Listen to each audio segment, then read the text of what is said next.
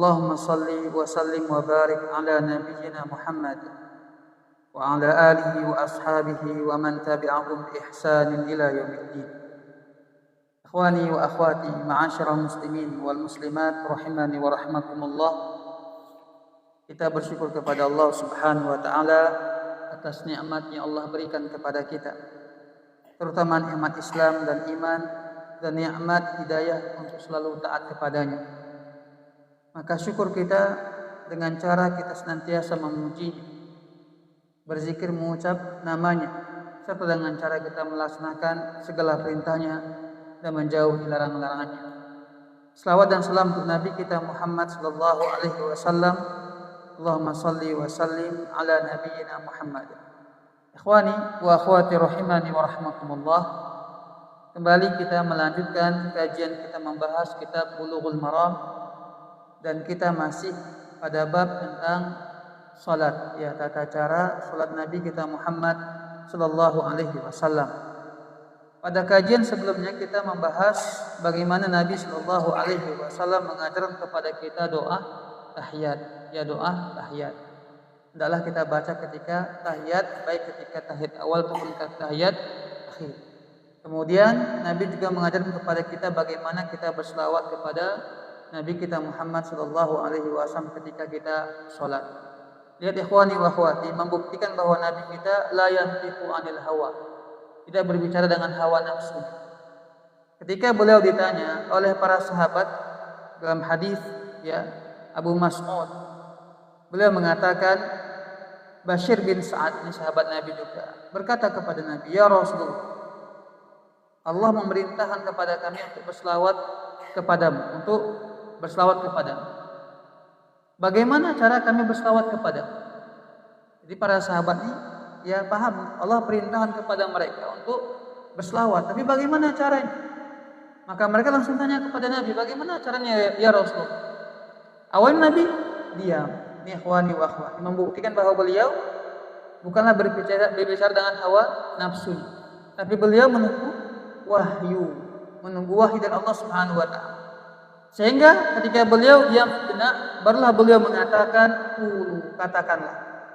Ini merupakan perintah. Beginilah cara kita berselawat kepada Nabi kita Muhammad sallallahu alaihi wasallam. Apa kata beliau? Katakanlah. Allahumma salli ala Muhammad wa ala ali Muhammad kama sallaita ala Ibrahim wa barik ala Muhammad wa ala ali Muhammad kama barakta ala Ibrahim fil alamina innaka Hamidun Majid. Ya, ini sebagaimana Nabi sallallahu alaihi wasallam ajarkan kepada kita bagaimana berselawat kepada Nabi Muhammad. Dan riwayat yang lain ada beberapa versi yang kita sudah sampaikan pada kajian sebelumnya, ya. Di antaranya ialah Nabi mengajarkan Allahumma shalli ala Muhammad wa ala ali Muhammad kama shallaita ala Ibrahim wa ala ali Ibrahim innaka Hamidun Majid wa barik ala Muhammad wa ala ali Muhammad kama barakta ala Ibrahim wa ala ali Ibrahim innaka Hamidun Majid. Ini beberapa versi yang Nabi sallallahu alaihi wasallam ajarkan. Dan kita sebutkan, ya, bahwa semua versi dari hadis-hadis Nabi tentang selawat kepada Nabi tidak ada tambahan embel-embel ataupun gelar, ya, bahasa kita, atau embel-embel sebelum nama Nabi Muhammad sallallahu alaihi wasallam. Beliau langsung mengajarkan bagaimana Allahumma sholli ala Muhammad, tanpa ada, ya, tambahan gelar Sayyidina atau gelar Nabiyina atau Rasulillah. Ini Nabi ajarkan, ya, kepada kita. Maka sebaik-baik petunjuk ialah petunjuk Nabi kita Muhammad sallallahu alaihi wasallam. Kalau kita mainkan perasaan kita, habis agama ini. Tuh nggak sopan sama Nabi. Masa kita hanya mengucap nama Nabi tanpa mau mengucap nama Sayyidina atau Nabiyina atau Rasulillah. Masalahnya begitulah yang Allah ajarkan kepada kita. Nabi ajarkan kepada kita, dan kita kewajibannya hanya sami'na wa ta'na, dengar dan taat, dan kita mengamalkan, ya, sebagaimana Nabi sallallahu alaihi wasallam ajarkan. Karena kalau seandainya dibuka celah, ya, untuk orang memainkan perasaannya, maka manusia memiliki adat istiadat yang berbeda-beda. Ya, takutnya nanti orang macam-macam menambah. Nanti umpamanya supaya dianggap lebih mulia ditambahlah kanjeng atau apa itu kalau bahasa Jawanya, untuk memuliakan orang. Ya, Atau ditambahlah macam-macam yang ada yang sayyidina dan semisalnya. Ya, tapi beginilah cara kita beragama. Benar-benar ya secara murni kita berusaha untuk mengamalkan ajaran agama kita sebagaimana Nabi Shallallahu Alaihi Wasallam ajarkan kepada kita. Ikhwani wa akhwati rahimani wa rahmakumullah. Nah, ini kajian terakhir kita yang kita bahas. Nah, berikutnya ikhwani wa akhwati tentang masalah doa yang kita baca dalam sholat kita sebelum salam. Ini juga salah satu poin yang perlu kita harus nantiasa mengamalkannya. Karena ini merupakan sunnah ataupun perintah Nabi kita Muhammad Sallallahu Alaihi Wasallam. Jika selama ini kita sholatnya ketika tahiyat akhir ya, kita hanya membaca doa tahiyat kemudian salam kemudian selawat kemudian salam, coba kita perbaiki kembali, kita tingkatkan kualitas sholat kita. Bagaimana caranya? Ketika kita sholat di tahiyat akhir kita membaca doa tahiyat, membaca selawat, juga membaca doa. Ada beberapa doa yang Nabi Shallallahu Alaihi Wasallam ajarkan kepada kita. Ya, termasuk hadis riwayat Abu Hurairah bahwa Nabi Shallallahu Alaihi Wasallam bersabda, "Idza tasyahhada ahadukum falyasta'id billahi min arba'."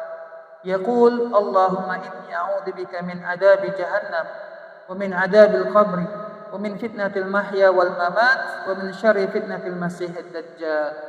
Muttafaqun alaih. Apabila salah seorang di antara kalian dia tasyahhud.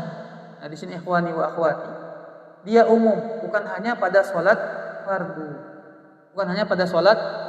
Di semua salat kita kalau ada tasyahudnya, ada enggak salat tanpa tasyahud? Ada enggak? Apa? Salat jenazah. Salat jenazah termasuk juga salat ya. Tanpa tasyahud, tanpa ruku dan tanpa sujud. Termasuk salat ya, tapi tanpa ada tasyahudnya. Ya, tanpa ruku juga. Nah, kata Nabi apa? Apabila kalian tasyahud berada dalam salat ya, maka hendaklah kalian berlindung kepada Allah dari 4 perkara. Nabi kalau sudah mengatakan begini ikhwani wa akhwati, berarti 4 perkara ini sangat mengerikan, sangat menakutkan. Ya, makanya Nabi memberi nasihat kepada kita kalau kita sholat dalam tasyahud kita jangan lupa untuk berlindung kepada Allah dari 4 perkara ini.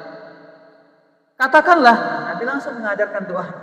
Ini Nabi yang langsung mengajarkan doanya. Bagaimana kita mengatakannya, meminta perlindungan kepada Allah dari 4 perkara ini? Yaqul, dia berkata yang sholat tersebut ketika tasyahud, Allahumma inni a'udzubika min adabi jahannam. Ya Allah, aku mohon kepadamu perlindungan daripada azab neraka jahannam. Wa min adabil qabri, dan daripada azab kubur.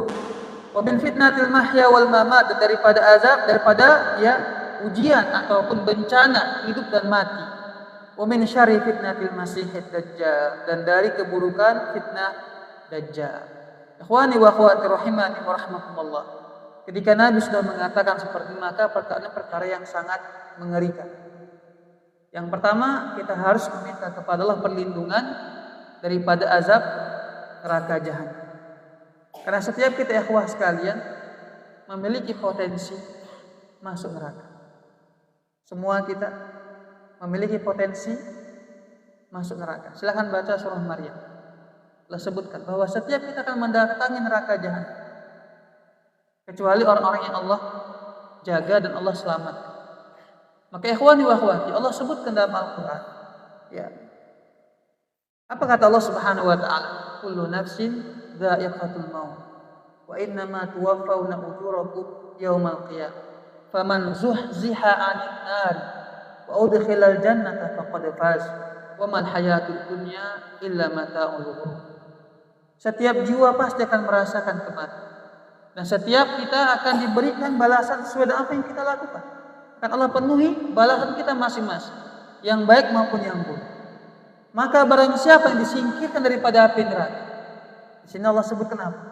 Disingkirkan daripada api neraka. Berarti kita semua memiliki potensi. Dalam surah Al-Imran yang berbeda dengan surah Maryam yang kita sebutkan tadi, berpotensi untuk masuk ke neraka karena dosa dan maksiat kita. Ya.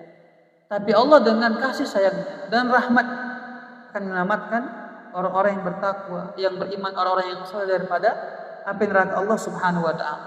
Maka barang siapa yang dia disingkirkan daripada api neraka, kemudian dimasukkan ke dalam surga, maka dialah orang yang beruntung. Dialah orang yang beruntung. Maka ikhwani wa akhwati, disinilah kita sangat berharap kepada Allah dengan dosa kita yang banyak dan kita sadari dan kita akui, Allah tetap menyayangi kita serta menyelamatkan kita daripada api neraka Allah Subhanahu wa taala. Oleh sebab itu Nabi perintahkan kepada kita di sini untuk selalu memohon kepada Allah perlindungan daripada azab api neraka. Kita tahu memang dalam hadis Nabi disebutkan bahwa kelak 70.000 dari umat Nabi Muhammad akan masuk ke dalam surga tanpa hisab dan tanpa azab. Berarti ya ini juga memiliki potensi bahwa setiap manusia akan mengalami seperti ini. Tapi juga ada hadis yang menyebutkan bahwa akan ada di antara umat Nabi Muhammad ini yang dia masuk surga melalui hisab. Harus dihisab terlebih dahulu. Tapi dia tidak diazab, langsung masuk ke dalam surga. Ini merupakan potensi-potensi manusia. Karena ikhwani wa akhwati, kalau di akhirat itu Allah sebutkan fariqun fil jannati wa fariqun fis sa'ir. Akan ada yang ke surga, akan ada yang ke neraka. Cuma dua tempatnya pada hari itu. Maka seorang muslim dia harus berusaha bagaimana ya agar Allah selamatkan dia daripada api neraka, jangan sampai dia singgah ke neraka meskipun hanya sesaat. Meskipun hanya sesaat. Maka Nabi kita Muhammad sallallahu alaihi wasallam perintahkan kepada kita untuk selalu meminta kepada Allah perlindungan daripada azab api neraka. So, coba kita perhatikan banyak doa kita. Banyak doa kita yang selalu memohon kepada Allah agar kita selamat daripada azab api neraka. Doa yang sering kita baca, Rabbana atina fid dunya hasanah wa fil akhirati hasanah wa qina adzaban. Kenapa ya sekalian? Kenapa di sini tidak disebutkan langsung minta surga? Tapi isi doa kita ini kita minta kepada Allah, ya Allah, berikanlah kepadaku kebaikan di dunia dan kebaikan di akhirat dan jaga aku daripada azab api neraka.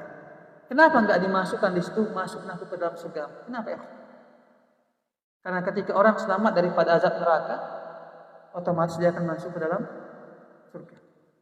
Tapi kalau dia hanya meminta surga, maka setiap kata Nabi, kullu ummati yadkhulunal jannata illa man aba. Setiap umatku pasti masuk ke dalam surga.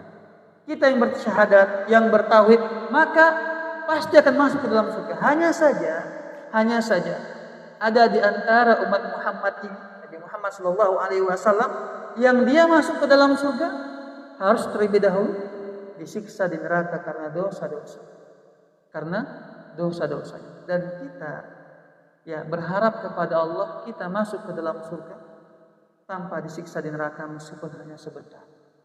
Neraka itu ikhwani wa akhwati rahimani wa rahmakumullah begitu menyedihkan dan begitu menyakitkan siksaan. Dan Nabi kita sering sekali menangis ketika beliau sholat tahajud, ketika melewati tentang ayat-ayat azab, beliau pasti menangis. Minta perlindungan kepada Allah Subhanahu wa taala jangan sampai ya Allah mengazab beliau. Jika Nabi seorang Nabi yang maksum, dijamin masuk ke dalam surga, selalu memohon kepada Allah selamat daripada api neraka, maka selainnya kita mencontoh beliau untuk memperbanyak meminta kepada Allah selamat daripada api neraka. Ikhwani wa akhwati, kita ini tidak ada yang selamat ikhwah daripada dosa. Semua kita ini merupakan pelaku dosa. Maka jangan pernah kita merasa ujub dengan diri kita sendiri. Ya, karena kita juga pendosa. Bukan berarti ketika orang berdosa kita merasa senang, tidak. Oleh sebab itu di antara sunnahnya ketika ada orang jatuh kepada kemaksiatan, apa doanya? Alhamdulillahilladzi afani mimma batalahu bihi wa faddalani ala katsirin mimman khalaqa tafdila. Segala puji bagi Allah yang telah membuat aku selamat dari apa yang menimpa dia. Orang yang bermaksiat pada dasarnya apa? Orang yang terkena musibah yang terbesar. Itu musibah. Orang yang bermaksiat merupakan orang yang terkena musibah yang paling besar dalam agamanya, ya. Maka ketika Allah selamatkan kita, jaga kita, jangan pernah kita merasa ujub dengan diri kita. Ya. Tapi hendaklah kita memuji Allah karena Allah membuat kita selamat. Dan kita tentunya berharap ya kaum muslimin Allah beri hidayah untuk bisa mengikuti yang benar ya dan juga taat kepada Allah Subhanahu wa taala. Ikhwani wa akhwati rahimani wa rahmatullah, neraka itu sebagaimana kata Nabi kita Muhammad sallallahu alaihi wasallam, panasnya 70 kali lipat daripada panasnya api di dunia ini. Itulah yang hari ini kita lihat bagaimana kekuasaan Allah. Orang-orang yang sombong, negara-negara yang angkuh pada hari ini mengatakan mereka negara adidaya, punya banyak kuasa, atau negara nomor 1 di dunia. Apa yang terjadi? Dengan api Allah hanguskan ribuan rumah-rumah mereka, triliunan harta-harta mereka. Allah Maha Kuasa. Ya Allah Maha Kuasa. Jika Fir'aun saja memiliki tentara yang begitu banyak dan kuat negaranya, Allah bisa tenggelamkan dalam beberapa saat. Ya. Maka disinilah kita meyakini dan pasti akan terus meyakini sampai kita meninggal dunia bahwa Allah itu Maha Kuasa. Itu Allah Maha Kuasa. Ikhwani wa akhwati rahimani wa rahmatullah. Jadi ini yang pertama, ya, Nabi perintahkan kita untuk memperbanyak meminta perlindungan kepada Allah daripada azab api neraka. Yang kedua, ya, kita meminta kepada Allah perlindungan daripada azab kubur. Wa min adzabil qabri. Nah, sebagian kelompok kaum muslimin tidak meyakini adanya azab kubur dengan logika. Dengan logika yang pertama, bagaimana orang akan diazab sedangkan dia belum dihisab? Benar enggak ya? Pengadilan belum ditegakkan. Bagaimana orang bisa mendapatkan hukuman? Ini namanya syubhat. Ini namanya syubhat, ikhwah sekalian. Ini disebut dengan syubhat yang bisa merusak pikiran orang. Ya.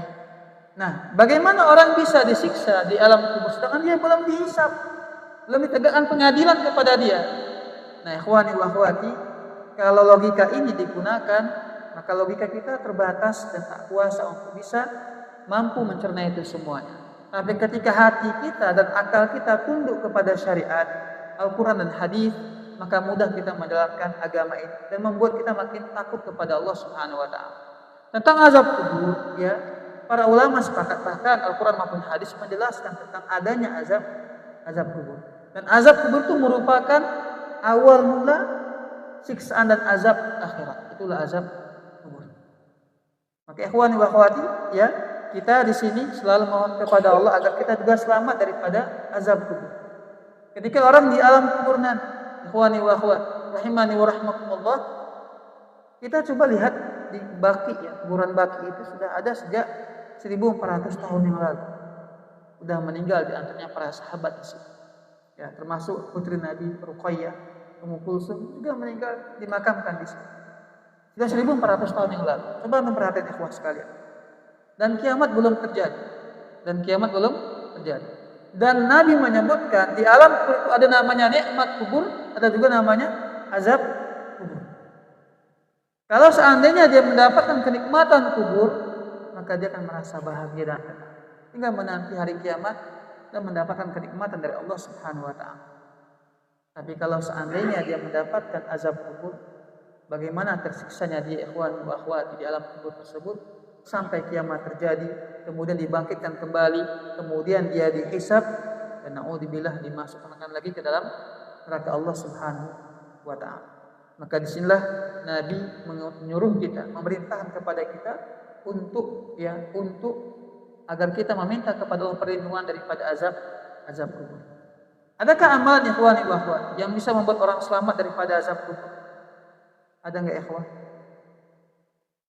Nah, secara umum amal soleh kita akan membuat kita selamat daripada azab secara umum, ya. Salat kita, puasa kita, sedekah kita, ini akan membuat kita selamat daripada azab kubur. Ya. Tapi ada beberapa amalan tertentu yang Nabi ajarkan. Ya, meskipun ada perbedaan pendapat di antara para ulama tentang kesahihan hadisnya. Salah satunya apa? Sebelum tidur membaca surah Al-Mulk, ya, surah Al-Mulk dan surah As-Sajadah. Ini di antara amalan agar bisa selamat daripada azab. Allah taala. Ya ikhwani wa akhwati rahimani wa rahmakumullah. Kemudian yang ketiga, wa min fitnatil mahya wal mamat. Dan dari ujian ataupun bencana hidup dan mati. Dan yang ketiga, yang keempat ialah daripada fitnah Dajjal. Dajjal ini ikhwani wa akhwati merupakan fitnah yang terbesar, ya, kelak pada hari kiamat, termasuk yang terbesar dan termasuk 10 besar daripada, ya, ujian bagi manusia kelak pada hari kiamat. Ya, ujian pada hari kiamat. Bagaimana tidak ikhwani wa akhwat? Hari ini saja manusia-manusia yang banyak boroknya masih banyak yang mendukung dia. Padahal nampak jelas di hadapan matanya kesalahan-kesalahannya, ya, keburukan-keburukan, tapi masih banyak yang mengikutinya. Contoh umpamanya ikhwani wa akhwat. Ya, satu contoh umpamanya. Dan yang terjadi umat Islam juga yang mendukungnya. Ya, umat Islam yang mendukungnya. Salah satunya apa? Contoh umpamanya hari ini bagaimana kekejaman ya Israel ikhwani, orang-orang Yahudi terhadap kaum muslimin di Palestina. Banyak nggak yang mendukungnya? Banyak. Banyak yang mendukungnya, kan begitu. Padahal jelas dia membunuh, membantai kaum muslimin, manusia. Ya, tapi banyak yang mendukungnya. Bagaimana dengan Dajjal kelak pada hari kiamat? Yang dia datang dengan begitu banyak kehebatan dan keistimewaan. Dia bisa menurunkan hujan, dia bisa menumbuhkan tumbuhan, dia bisa membuat orang mati, menghidupkan orang yang sudah mati. Ya. Maka disinilah fitnah yang terbesar. Oleh sebab itu, kata Nabi, kalau seandainya kalian mendengar Dajjal keluar, larilah kalian sejauh-jauh. Ya. Jangan so hebat. Bisanya tahu, udah belajar, jangan. Yang Nabi perintahkan apa? Untuk lari dan menjauh dari. Dan sebelum itu terjadi, kita pertama kali berdoa kepada Allah agar Allah lindungi kita daripada fitnah Dajjal ini. Ikhwani wa akhwat, ini doa yang Nabi ajarkan dan Nabi perintahkan untuk kita baca, ya, ketika di tasyahud akhir, ya, sunnahnya tasyahud akhir. Karena dalam riwayat Imam Muslim disebutkan, idza faragha ahadukum min at-tasyahhudil akhir. Apabila salah seorang di antara kalian selesai daripada tasyahud akhir, ini menunjukkan bahwa kita baca sebelum salam. Dan ini berlaku ya untuk setiap salat, semua salat. Dan hukumnya adalah sunnah. Hukumnya adalah sunnah, ya. Meskipun sebagian ulama kayak seperti Syekh Albani, bahkan beliau menyatakan ya wajib. Sebagian ulama hukumnya adalah wajib membaca doa ini. Tapi para ulama jumhur mayoritas mengatakan bahwa tidaklah wajib, hukumnya adalah sunnah membaca doa tersebut ketika tasyahud akhir. Ikhwani wa akhwat rahimani wa rahimakumullah. Nah, berikutnya ya hadis Abu Bakar As-Siddiq radhiyallahu taala anhu qala, beliau berkata li Rasulillah sallallahu alaihi wasallam. Beliau berkata kepada Rasulullah sallallahu alaihi wasallam, "Alimni du'aan ad'u bihi fi sholati." Ajarkan kepadaku satu doa yang aku ucapkan dalam salatku. Ini Abu Bakar minta sama Nabi untuk diajarkan doa. Ya, diajarkan doa. Ikhwani wa akhwati, secara umum doa itu merupakan perintah Allah kepada kita. Dan kita silahkan minta apapun. Tapi doa yang terbaik adalah doa yang kita ambil daripada Al-Quran dan hadis dan sunnah. Itu doa yang terbaik. Maka ya kemarin ketika menghadiri kajian ya Syekh Abdul Razak ya di Masjid Nabawi waktu itu beliau sebutkan, kita membahas tentang masalah doa-doa Nabi Shallallahu Alaihi Wasallam, bahwa setiap lafaz doa Nabi itu memiliki makna yang begitu luas dan berarti. Maka sebaiknya kalau kita berdoa kepada Allah, hendaklah kita berdoa dengan doa Nabi Muhammad Shallallahu Alaihi Wasallam. Itu yang paling baik dan paling utama. Tapi kalau nggak mampu dan tak hafal, ya silahkan kita berdoa dengan doa yang kita inginkan, dengan bahasa kita, dengan logat kita, silahkan.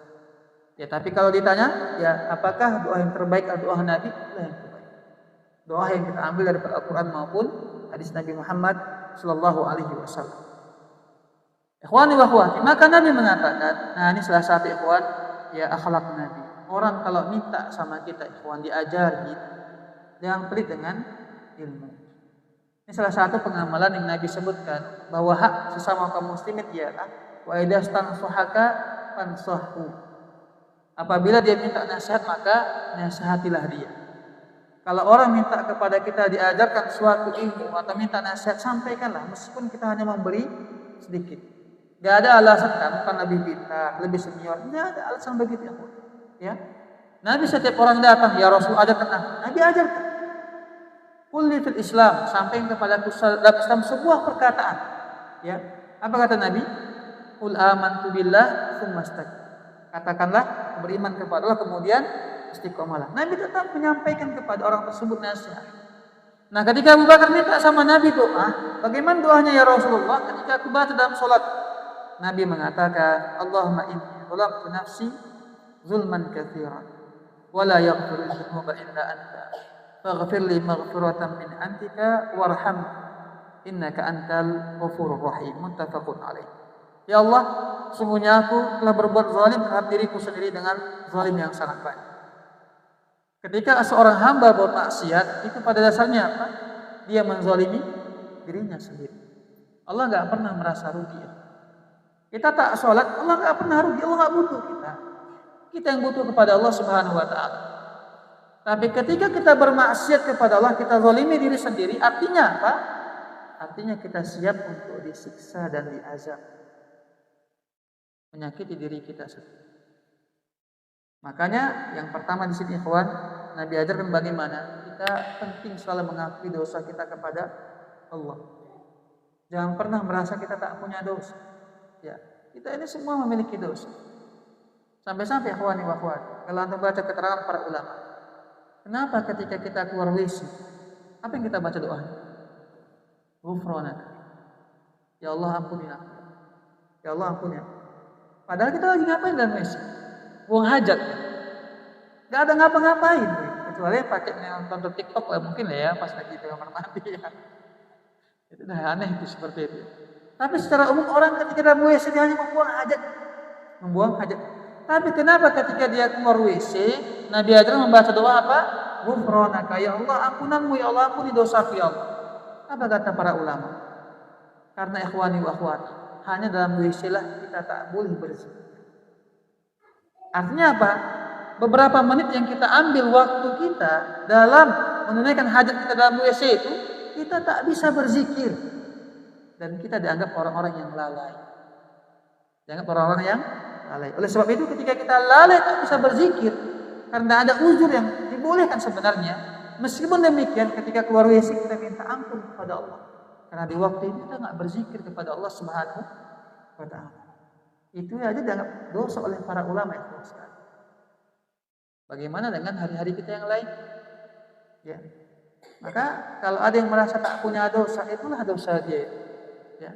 Tak mengakui dosa dia sendiri. Ketika dia lalai dengan HP-nya, lalai dengan lisannya, tak dia gunakan untuk berzikir kepada Allah Subhanahu wa Ta'ala, itulah di antara bentuk kelalaian dia dan maksiat dia kepada Allah Subhanahu wa Ta'ala. Maka disinilah Nabi mengajarkan kepada kita agar kita senantiasa selalu mengakui dosa-dosa kita. Bagaimana doa Nabi Yunus alaihissalam? Ada yang hafal ikhwan? Ketika beliau ditelan oleh ikan paus, apa yang beliau baca dalam perut ikan paus? La ilaha illa anta subhanaka inni kuntu minadh dhalimin. Perhatikan ya. Hah? Iya, Nabi Yunus alaihissalam. Ya. La ilaha illa anta subhanaka inni kuntu minadh dhalimin. Itu doa beliau. La ilaha illa anta, tiada yang berhak diibadai kecuali Engkau ya Allah. Ya. Subhanaka maha suci Engkau ya Allah. Inni kuntu minadh dhalimin. Sesungguhnya aku termasuk orang-orang yang zalim. Seorang nabi ikhwan mengakui dia termasuk orang yang zalim. Ya. Yang begini mengajarkan kepada kita untuk bersikap tawakal. Selalu kita mengakui dosa kita kepada Allah, dan kita ketika sudah mengakuinya, apa harapan kita setelah itu? Allah mengampuni dosa-dosa tersebut. Ya Allah, sungguhnya aku telah berbuat zalim terhadap diriku dengan zalim yang sangat banyak, dan tiada yang mengampuni dosa ya Allah kecuali Engkau. Maka ampunilah dosa ya Allah, ampunan dari sisimu, dan rahmatilah aku. Sesungguhnya Engkau Maha Pengampun lagi Maha Penyayang. Ini di antara doa yang Nabi ajarkan, maka adalah ikhwah kita baca dalam sholat kita. Ini juga sekali lagi berlaku ikhwah sekalian di semua sholat yang wajib maupun yang sunnah. Ya, ikhwani wa akhwati rahimani wa rahmatullah. Dari sini kita dapat pahami bahwa kita sebagai seorang hamba hendaklah senantiasa memperbanyak harapan dan doa kepada Allah Subhanahu wa Ta'ala. Kita sangat bergantung kepada Allah. Ya. Doa itu salah satu hal yang sangat penting yang selalu kita perbanyak. Bahkan dalam sholat kita sedang memperbanyak doa. Dan juga disebut oleh para ulama kita, termasuk waktu yang mustajab dalam berdoa ialah ketika orang dalam sholat sebelum dia salam, di tahiyat akhirnya. Termasuk waktu dan tempat yang mustajab dalam berdoa. Maka kalau seandainya orang tak mampu dia sujud lama-lama dalam sholatnya, tak mampu dia bisa gemetar tangannya, maka silakan dia memperbanyak doanya ketika dia tahiyat. Ketika dia tahiyat akhirnya. Di antara bentuk atau waktu yang mustajab ketika orang berdoa kepada Allah Subhanahu wa taala. Ikhwani wa akhwati rahimani wa rahmakumullah. Jangan pernah tinggalkan doa. Allah Subhanahu wa taala mengatakan wasta'inu bis-sabri was-salah. Selalu minta pertolongan kepada Allah dengan cara salat dan bisabri was-salah, sabar dan salat. Dua perkara ini merupakan hal yang sangat penting dalam kehidupan kita. Karena kita manusia akan menghadapi berbagai macam masalah dan ujian. Gak bisa manusia itu tenang aja, gak bisa ya. Bahkan di antara hikmahnya kenapa Allah selalu menguji kita. Sebagaimana kata Nabi Shallallahu Alaihi Wasallam, la yazal bala'u bil mu'min wal mu'minat fi ahlihi wa malihi hatta yalqallah wa laysa fi khatir. Bahwa yang namanya bencana ujian akan senantiasa menimpa seorang mukmin laki-laki maupun perempuan pada dirinya, hartanya, anaknya, keluarganya, sampai dia bertemu dengan Allah tanpa memiliki dosa. Dan manusia, ikhwani wa akhwat, tanpa ada yang mendukungnya, tanpa ada yang menguatkannya, maka dia makin hancur dalam hidup. Makin hancur dalam hidup. Betapa banyak hari ini kasus bunuh diri. Karena banyak masalah. Utang, ya. Dia punya anak yang Allah uji ya kena autis. Akhirnya melompat dari kapal bunuh diri, mamanya enggak sanggup. Naudzubillah min dzalik. Maka ikhwah kita manusia setegar apapun, sekuat apapun fisiknya, kalau sudah kena mentalnya, psikologinya pasti akan roboh. Pasti akan roboh itu. Makanya Allah katakan apa? Wasta'inu bis-sabri was-salat. Selalu meminta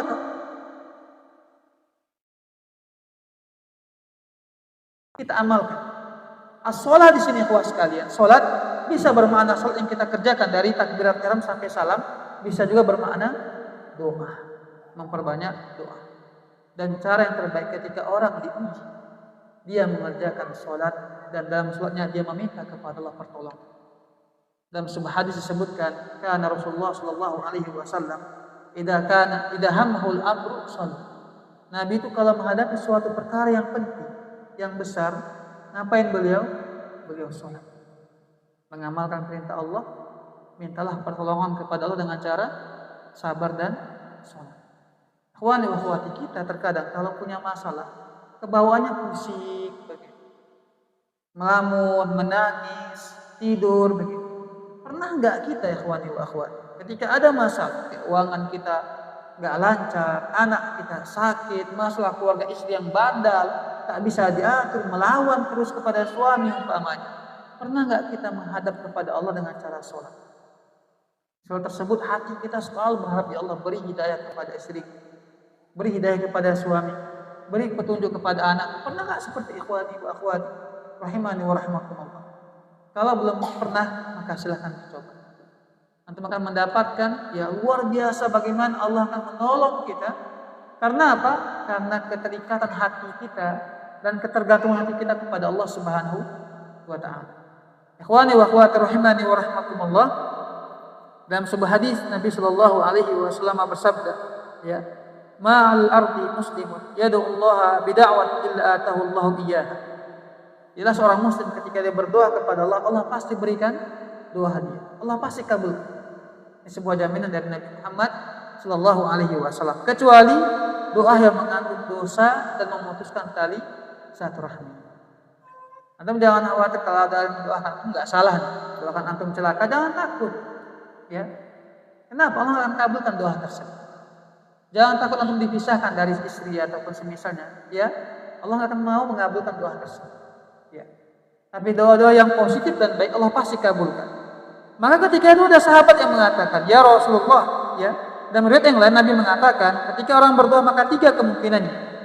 Yang pertama Allah segerakan ya atau dikabulkan doanya ketika di dunia. Allah kabulkan di dunia ini ketika dia berdoa. Yang kedua, Allah Subhanahu wa taala tunda sampai hari kiamat menjadi sebuah pahala yang besar bagi dia. Yang ketiga, Allah Subhanahu wa taala palingkan dia daripada keburukan dari doa yang dia minta kepada Allah Subhanahu wa taala. Dia minta rezeki. Rezekinya mungkin tetap ya mencukupi dia.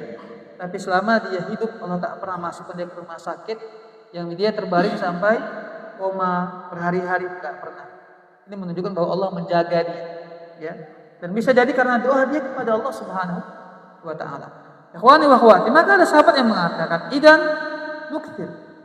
Kalau begitu ya Rasulullah, kami perbanyaklah doa kami. Apa kata Nabi? Allahu akbar. Allah lebih banyak memberikan kepada hamba-Nya. Maka jangan pernah seorang hamba itu pupus dalam berdoa kepada Allah. Dan berdoa kepada Allah harus penuh kesabaran dan harapan. Ini sering kita sampaikan ya kawan. Kadang kita tergesa-gesa dalam berdoa. Tergesa-gesa. Kita mintanya apa? Mintanya rumah. Tapi mintanya kalau bisa besok udah jadi begitu. Orang aja bangun sampai berbulan-bulan. Kita bisa, kalau bisa besok sudah jadi. Ya, semuanya sekalian butuh proses. Ya, bagaimana Nabi Ibrahim berdoa kepada Allah minta anak sampai 90 tahun, 86 tahun Allah kabulkan doa beliau. Bagaimana ketika ya Nabi Musa minta supaya Fir'aun dihancurkan dengan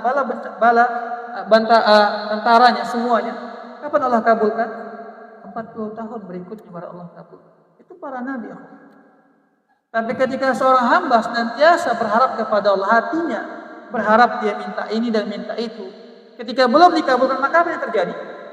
Dia pasti akan minta terus kepada Allah. Ketika dia minta, terus Allah berikan kepada dia pahala. Sehingga ketika Allah kabulkan doa tersebut, luar biasa rasa yang akan dia rasakan ketika Allah mengabulkan doa tersebut. Kita lah ikhwah sekalian, pasti ketika umpamanya ya Allah minta ini dikasih, rasanya apa? Biasa aja. Kalau terlalu sering cepatnya biasa begitu, ya. Akhirnya nggak ada rasa di hati dia, rasa syukur menjadi berkurang. Tapi ketika dia minta terus belum Allah kabulkan sampai beberapa waktu, ketika Allah kabulkan, luar biasa akan dia rasakan. Nah, contoh sekarang ikhwani wa akhwati rahimani wa rahmatullah, sebelum menikah umpamanya, orang pasti minta nikah, minta istri. Setelah nikah minta lagi enggak? Udah menikah kan begitu ya? Sebelum sudah menikah belum punya anak minta anak kan begitu. Setelah punya anak minta lagi enggak? Udah ada kan begitu. Artinya ketika sudah diberi dia akan berhenti. Itu kebanyakan manusia. Tapi ketika Allah belum beri, dia akan senantiasa minta terus. Disinilah Allah suka kepada hambanya yang selalu meminta dan tidak pernah berputus asa meminta kepada Allah Subhanahu wa taala. Ikhwani wa akhwati rahimani wa rahmatullah. Ada waktu kita ya sekitar berapa menit lagi? 10 menit lagi ya, sekitar segitu ya. Kalau ada yang mau bertanya ikhwani wa akhwati silahkan tanyakan. Pada hadis berikutnya tentang masalah salam ya. Salam itu ikhwah ada beberapa versi. Ada yang Assalamualaikum warahmatullahi wabarakatuh lengkap, ada yang cukup Assalamualaikum warahmatullahi wabarakatuh. Akan kita bahas insyaallah ya dalam kajian-kajian berikutnya. Wallahu taala. Baik, kalau ada yang mau bertanya tentang materi kita, ya sampai.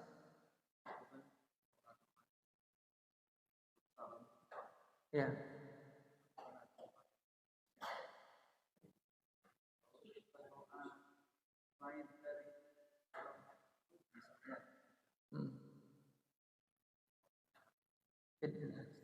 Ya. Baik. Masya Allah. Ikhwani wa akhwati rahimani wa rahmakumullah. Tadi kita sebutkan beberapa doa yang Nabi ajarkan yang kita baca dalam sholat ya ketika tahiyat akhir ya. Ada tadi ya doa Allahumma inni a'udzubika min adzabi jahannam sampai akhir. Allahumma inni zalamtu nafsi zulman katsiran wa la yaghfiru dzunuba illa anta sampai akhir. Dan ada beberapa lagi doa yang Nabi ajarkan. Nah, boleh nggak kita membaca doa di tempat yang sama, yaitu ketika tahiyat di luar atau selain daripada doa yang Nabi ajar? Boleh nggak seperti itu? Ikhwani wa akhwati rahimani wa rahmatullah, karena ini merupakan tempat dan waktu yang mustajab, ya waktu yang baik untuk berdoa. Maka di sini orang boleh berdoa dengan yang dia kehendaki dengan Al-Qur'an maupun hadis. Itu Pak syaratnya ya, karena mengenai doa yang digunakan dengan bahasa Indonesia ada perbedaan pendapat di antara para ulama. Tapi selain daripada doa yang kita sebutkan nanti ada beberapa doa lagi yang disebutkan, maka orang boleh berdoa dengan doa tersebut, dengan waktu tersebut, ya dengan waktu yaitu sebelum salam ketika tahiyat akhir. Boleh Pak, seperti Rabbana atina fid dunya hasanah fil akhirati hasanah wa qina adzabannar. Ya, karena apa? Hadisnya kita akan baca di sini dan kita baca pada kajian sebelumnya, ya, yaitu hadis dalam riwayat Fudhalah bin Ubaid ketika ada orang yang dia berdoa kepada Allah tanpa mengucapkan tahmid, mengucapkan selawat, langsung dia meminta. Kata Nabi apa? Orang yang terlalu tergesa-gesa, kata Nabi. Apabila salah seorang di antara kalian salat, saya bacakan hadisnya, idza shalla ahadukum falyabda bi tahmidi rabbih wa tsana'i alaihi. Apabila salah seorang di antara kalian salat, maka adalah dia memulai dengan mengucapkan tahmid, memuji Allah dan berselawat kepada Rasulullah. Kemudian apa? Summa yad'u bima syaa. Kemudian dia berdoa dengan doa yang dia kehendaki. Ini umum berarti, Pak. Berarti dia umum berarti setelah dia tahiyat akhir tadi, ya, dia membaca doa tahiyat, membaca doa selawat, kemudian dia berdoa dengan doa yang dia kehendaki, silahkan. Begitu, Pak. Nah, tapi tentunya yang paling utama doa yang Nabi secara khusus mengajarkan kepada kita yang dibaca ketika tahiyat akhir yang kita sebutkan tadi. Begitu, Pak. Wallahu taala. Ada lagi, Pak, ikhwan sekalian? Ya, silahkan.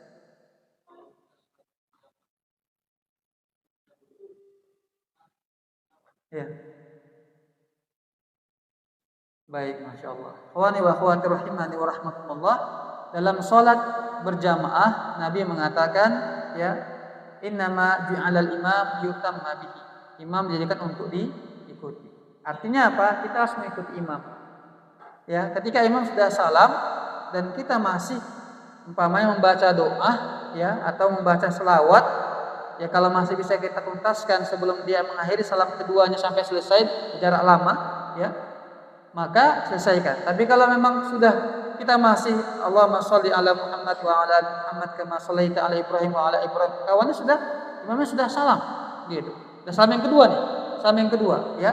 Kalau seandainya kita melanjutkan selawat kita, maka akan terlambat jauh, lama. Maka bagaimana akhiri salat kita mengucapkan salam, gitu, Pak. Dan sebab itu sebagian di masyarakat kita ketika salat berjamaah, dia pahamnya bahwa Nabi mengatakan kalau kita sujud perbanyaklah doa. Tapi yang dia pahami hanya di sujud yang terakhir, padahal di semua sujud. Akhirnya bagaimana? Ketika imam sudah tahiyat akhir, dia masih asyik sujud berdoa. Nah, ini keliru, ya.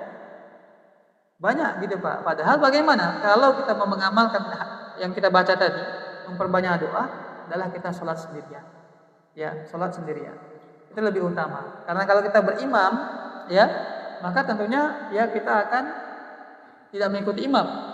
Atau kalau kita menjadi imam, makmum terlalu lama menunggu begitu. Kenapa imam kita nih begitu, ya? Apalagi pas sujud begitu, kok lama kali nih, masih itu apa enggak nih imamnya begitu.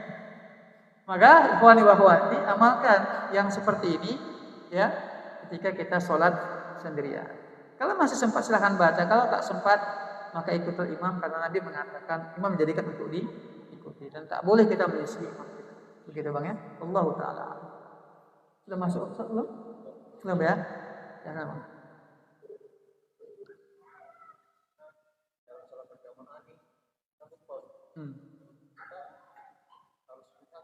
Baik. Oh, begitu. Baik. Ikhwani wa akhwati rahimani wa rahmakumullah. Kalau kita sholat berjamaah, maka kita ikut imam kita. Artinya apa? Kalau yang kita tinggalkan tadi bukanlah rukun, ya, bukanlah rukun secara sengaja, ya, bukanlah rukun, maka kita tidak termasuk diwajibkan untuk mengulangnya. Contoh umpamanya kayak kasus tadi, ya, lupa duduk tawarruk ataupun iftiras, itu termasuk sunnah dia. Caranya, ya, tapi sebelumnya termasuk wajib ataupun rukun, ya. Tapi caranya itu ada perbedaan pendapat di antara para ulama. Maka kalau seandainya berbeda dengan imam, apakah si makmum harus sujud sahwi? Enggak perlu dia sujud sahwi. Bahkan ikhwani wa akhwati rahimani wa rahmatullah, dalam sholat berjamaah yang rukun saja bisa menjadi gugur karena kita sholat berjamaah. Apa contohnya?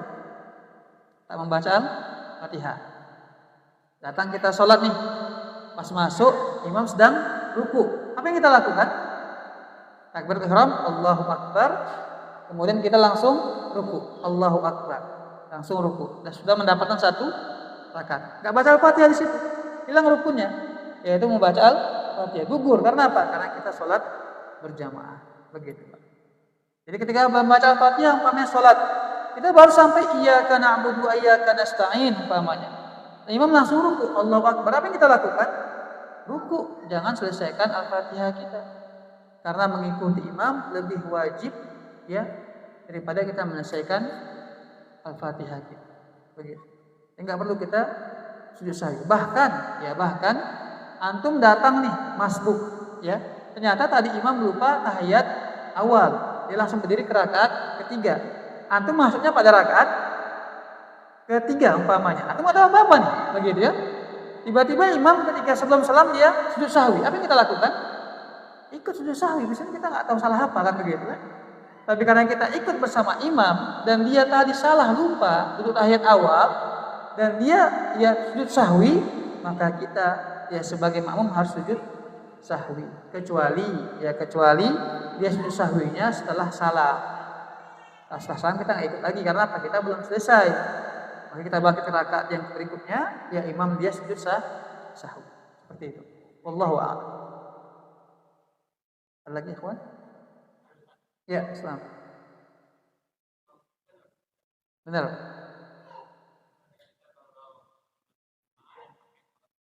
Baik, Masya Allah. Ikhwani wa akhwat. Iya, Pak ya.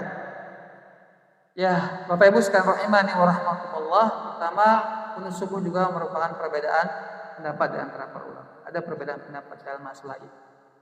Sebagian ulama mengatakan bahwa ini adalah termasuk sunnah muakkad, termasuk Imam Syafi'i, Imam Nawawi dan ulama lain. Tapi ulama lainnya seperti Imam Ahmad bin Hanbal mengatakan dan juga ulama mazhab lain seperti Imam Malik juga mengatakan bahwa tidak termasuk sunnah. Begitu, tidak termasuk sunnah. Karena hadisnya lemah begitu. Nah, meskipun demikian bagaimana cara kita menyikapi kalau kita sholat berjamaah dengan imam yang tidak kunut subuh ataupun sebaliknya, yang imam yang kunut subuh. Bagaimana dengan makmum yang tidak meyakini kunut subuh, apakah dia harus mengikutnya? Nah, jamaah rahimani wa rahmatullah, saya tidak memaksa, tapi saya menyampaikan karena mungkin sebagian berbeda pandangannya. Kalau saya lebih mengambil atau lebih condong kepada pendapat Syekh Utsaimin yang mengatakan bahwa ketika kita bermakmum dengan imam yang dia itu kunut subuh, maka kita ikut juga mengangkat tangan kita. Ya meskipun ikhwan sekalian ada sebagian penjelasan daripada ustadz yang lain ataupun ulama yang lain bahwa tidak semua gerakan imam itu harus kita ikuti, begitu. Termasuk kalau bukan dia termasuk sunnah, nggak perlu kita mengikutinya, begitu. Ini sebagian pendapat. Ya intinya apa? Tetaplah sholat berjamaah. Jangan nanti gara-gara itu kenapa nggak ke sana, nggak ada kunutnya, kenapa nggak ke sana? Kunutnya ada begitu. Nah, ini nggak sholat berjamaah, sholat di rumah begitu. Lalai kita ya kawan. Padahal sholat subuh itu kata Nabi apa? Disaksikan oleh para malaikat. Dan Nabi menyebutkan sholat yang terbaik adalah sholat subuh pada hari Jumat. Itu sholat yang paling baik, paling utama. Artinya lebih besar pahalanya dibandingkan dengan sholat berjamaah lainnya. Ya, sholat gara-gara masalah kunut kita tak ke masjid dan tidak mendapatkan pahala keutamaan tersebut. Begitu Pak. Ya silahkan Pak, mau tetap ikut. Ya kita hanya mengangkat Pak ya, mengangkat karena memang tidak ada sunnah sebenarnya mengaminkan. Tidak ada sunnah. Hanya sekedar mengangkat ketika kunut subuh. Tapi kalaupun tidak mengangkat, tidak termasuk pembatal sholat. Begitu Pak ya. Wallahu ta'ala. Baik ikhwani wa akhwati, ya sudah masuk waktu sholat isya. Kita cukupkan sampai di sini. Terima kasih banyak atas perhatiannya, kepada Allah kita mengampun. Wa sallallahu wasallam ala nabiyina Muhammad wa ala alihi wa sahbihi ajma'in. Subhanakallahumma bihamdik asyhadu an la ilaha illa anta astaghfiruka wa atubu ilaik. Wassalamualaikum warahmatullahi wabarakatuh.